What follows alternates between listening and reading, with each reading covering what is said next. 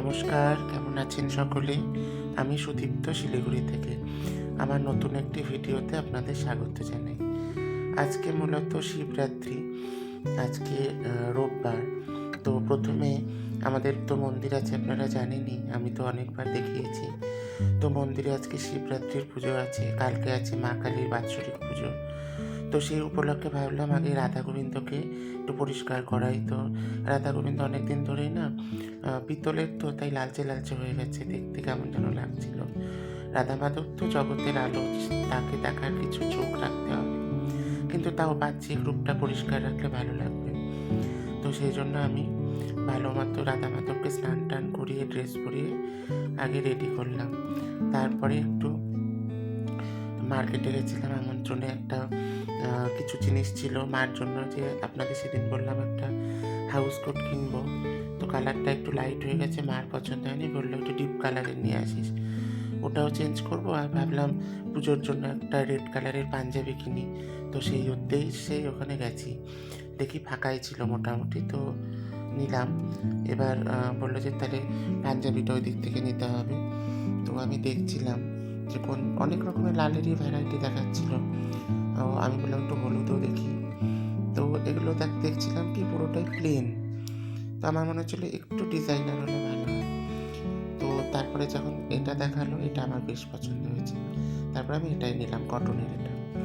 তারপরে আমাদের এখানে আশীর্বাদ মোড়ে, আপনারা তো জানেন যারা শিলিগুড়ির থেকে দেখছেন, সেখানে ঘোষ সুইটস আছে, খুব ভালো মিষ্টি ওদের। ওখান থেকে গুজিয়া নিলাম, প্যারা সন্দেশ, দই টই নিয়ে তারপরে ওদেরকে পেমেন্ট করে ভাবলাম এবার বাড়ির উদ্দেশ্যে যাই। হাতের অবস্থা দেখুন আমার কী হয়ে গেছে।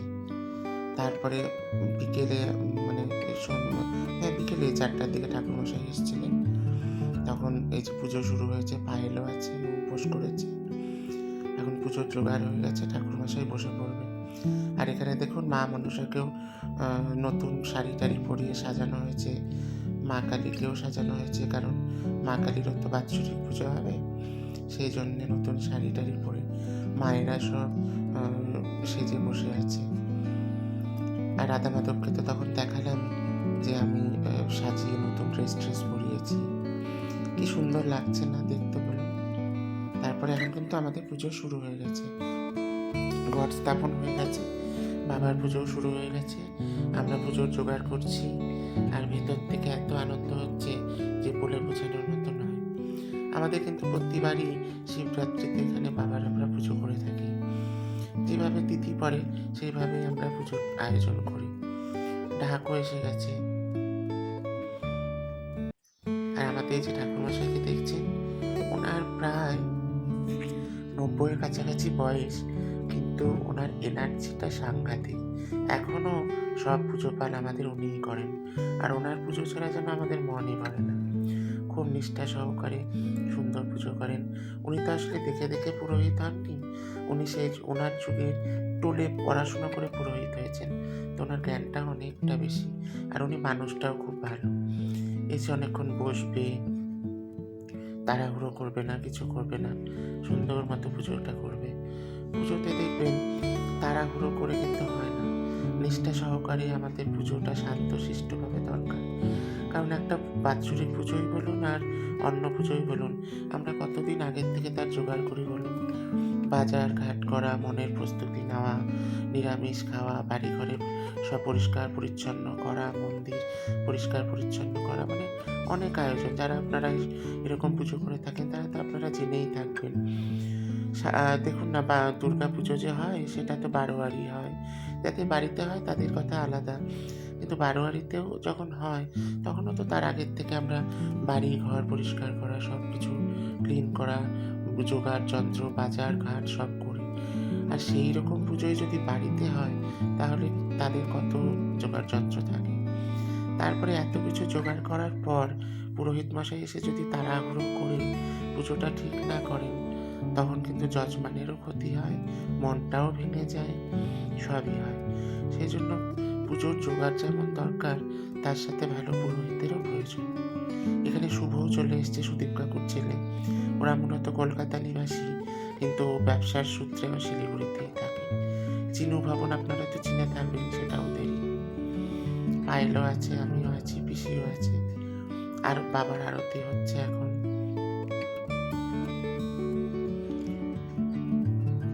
বাবার এই আরতির আশিস যেন আপনাদের সকলের উপরে বর্তায়। বাবা যেন আপনাদের সকলকে সুস্থ, নীরোগ এবং শান্তিতে রাখে, এটাই কামনা করি।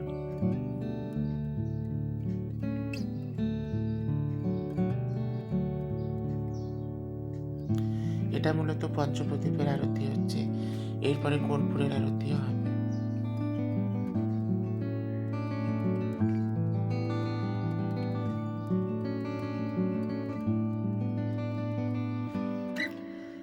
এখন কর্পূরের আরতি হচ্ছে বাবাকে।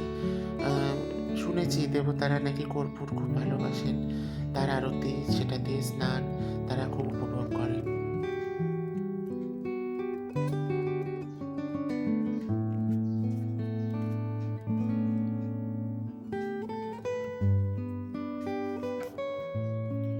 এখন বাবার বস্ত্র দিয়ে বাবার আরতি হচ্ছে।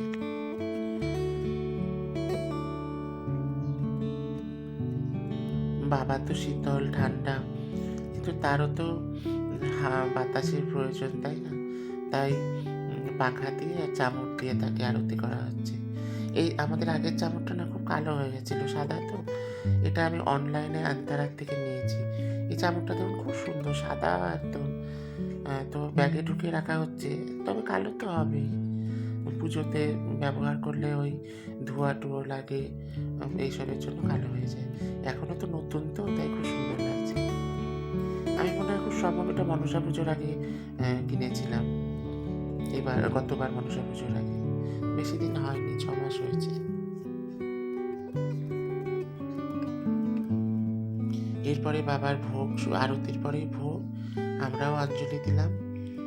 তারপরে বাবার পুজো এখানে এভাবেই সমাপন হলো। আপনাদেরও নিশ্চয়ই বাবার পুজো করেছেন, যে যেখান থেকে করেছেন আমাকে কমেন্ট করে কিন্তু অবশ্যই জানাবেন। আমার এই ভিডিওটি আপনাদের যদি ভালো লাগে একটি লাইক করবেন, শেয়ার করবেন অন্যকে দেখার জন্য, এবং সাবস্ক্রাইব করবেন আমার চ্যানেলটিকে আরও নতুন নতুন ভিডিও আপনাদের উপহার দেওয়ার জন্য।